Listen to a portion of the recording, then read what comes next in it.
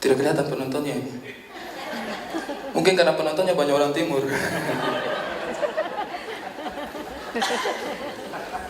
Assalamualaikum warahmatullahi wabarakatuh. Selamat siang, salam sejahtera untuk kita semuanya. Merdeka! Merdeka! Kalau orang timur yang bicara kayak agak aneh gitu kedengarannya. Kenapa orang ini bisa berani-berani bicara merdeka? Saya bilang, kemarin saya dilarang katanya, jangan bicara tentang kemerdekaan, jangan bicara tentang itu. Saya bilang, saya harus bicara tentang kemerdekaan. Serius? Karena menurut saya begini, kenapa harus aneh kalau dengar kita orang timur bicara tentang merdeka? Karena menurut saya, di Indonesia, kita bicara merdeka itu kan bukan hanya dalam rangka kita melepaskan diri dari Indonesia. Kita berdiri di Indonesia, dalam negara kesatuan Republik Indonesia, kita juga merdeka, orang timur juga merdeka. Papua, Maluku, NTT, Sulawesi, semua juga merdeka. Kita bebas berkreasi, kita bebas berusaha, kita bebas berpendapat. Itu tandanya kita merdeka. Makanya saya bilang merdeka. Kenapa kita mau takut bilang merdeka? Kenapa kita mau takut bilang merdeka? Kita bilang merdeka.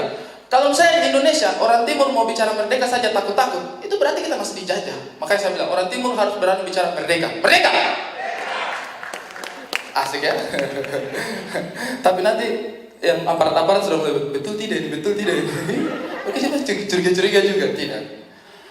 Terus tadi, abang saya Riri Riza, dia bikin film tentang 39, Atambua 39 derajat Celcius. Saya juga pernah di sana dan memang itu tempat luar biasa.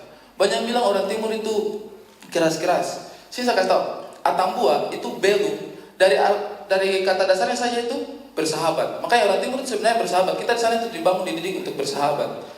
Kemudian tadi saya tertarik sekali dan Bang Riri Riza dia bicara bikin film tentang Indonesia Timur. Semuanya pakai Indonesia Timur, jadi orang masuk nonton film Indonesia, tapi ada translatean bahasa Indonesia. Dan dia akan bikin lagi film tentang Makassar, dia mau bikin translatean lagi tentang bahasa Indonesia. Tepuk tangan dulu Om Riri Riza. Saya pikir sebenarnya tidak masalah, tidak harus ada translatean.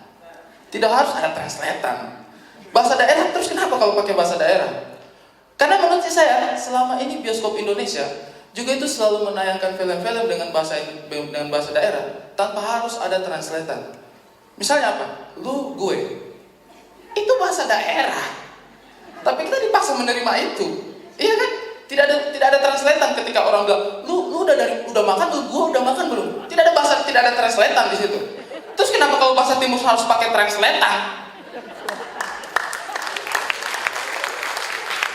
Jawabannya adalah karena kalian tidak kenal kita.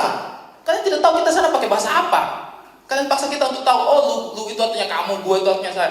Tapi kamu tidak pernah mau berpikir mungkin katong kita semua bersaudara, betangan OC. Besok betangan OC, katorang semua tidak usah pakai translatean.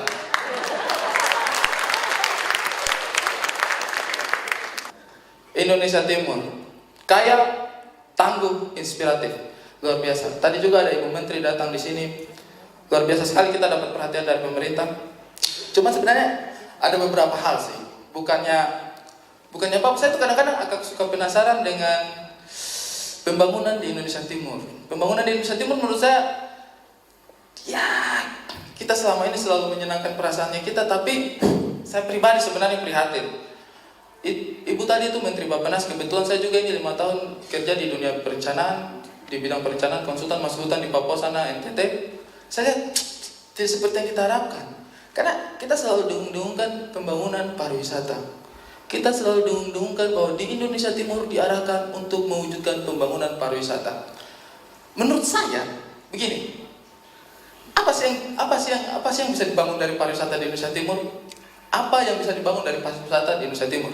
Raja Ampat, Wakatobi, Bunaken. Itu pantai-pantainya, pasir-pasirnya, karang-karangnya sudah bagus. Apalagi yang mau dibangun? Itu bukan pembangunan pemerintah, itu pembangunan Tuhan.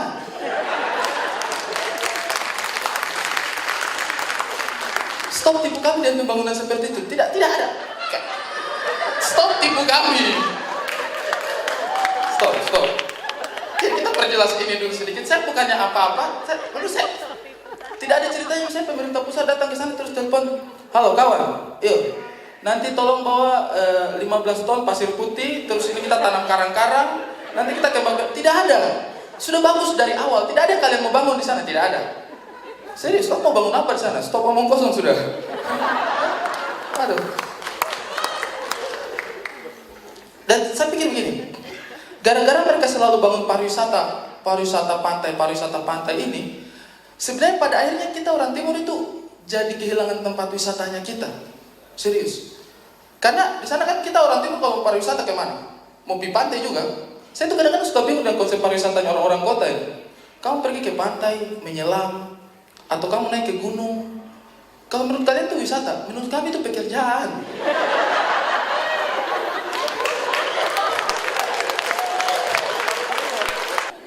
Bicara gender lagi. Menurut saya kalau kita bicara gender, saya tuh selalu, maksudnya saya tuh selalu salut dengan perempuan-perempuan dari Indonesia Timur. Menurut saya perempuan dari Indonesia Timur itu luar biasa hebat. Tepuk tangan dulu untuk perempuan-perempuan.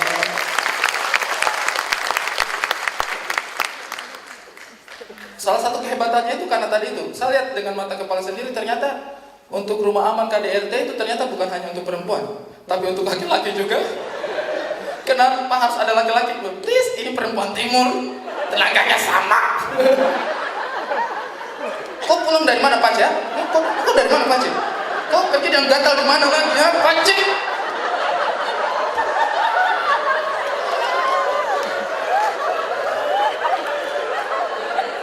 Kita yang jadi korban KDRT di sana, kita. Jangan pandang enteng perempuan timur, mereka keras. Ya kalau di rumah yang jadi keamanannya perempuan ya masalahnya. KDRT. Terus satu hal yang saya lihat dari perempuan Indonesia Timur juga kalau bicara gender, menurut saya perempuan Indonesia Timur itu luar biasa. Kalau di kota besar ini kan enak, perempuan memperjuangkan gender gampang, bagus, keren kelihatannya. Banyak feminis di kota besar mereka menuntut kesetaraan gender. Menurut saya kalian harus berpaling ke Indonesia Timur juga dulu sedikit saja. Ketika kalian menuntut kesetaraan gender di sini, itu jatuh-jatuhnya keren. Karena kalian berharap ada perempuan yang bisa jadi dokter, yang bisa jadi insinyur, yang bisa jadi menteri seperti tadi. Itu jatuh-jatuhnya keren. Kalau di timur sana, ku harap kesetaraan gender apa? Ngomong kosong lah. Karena apa? Karena kita laki-laki pekerjaannya kita juga tidak bagus-bagus amat.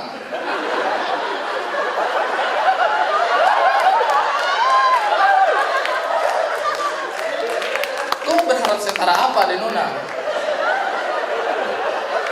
Coba Denona kamu coba bicara. Kita menuntut kesetaraan. Tiba-tiba Pace lewat pikul sagu. Apa? Kau pikul sagu juga?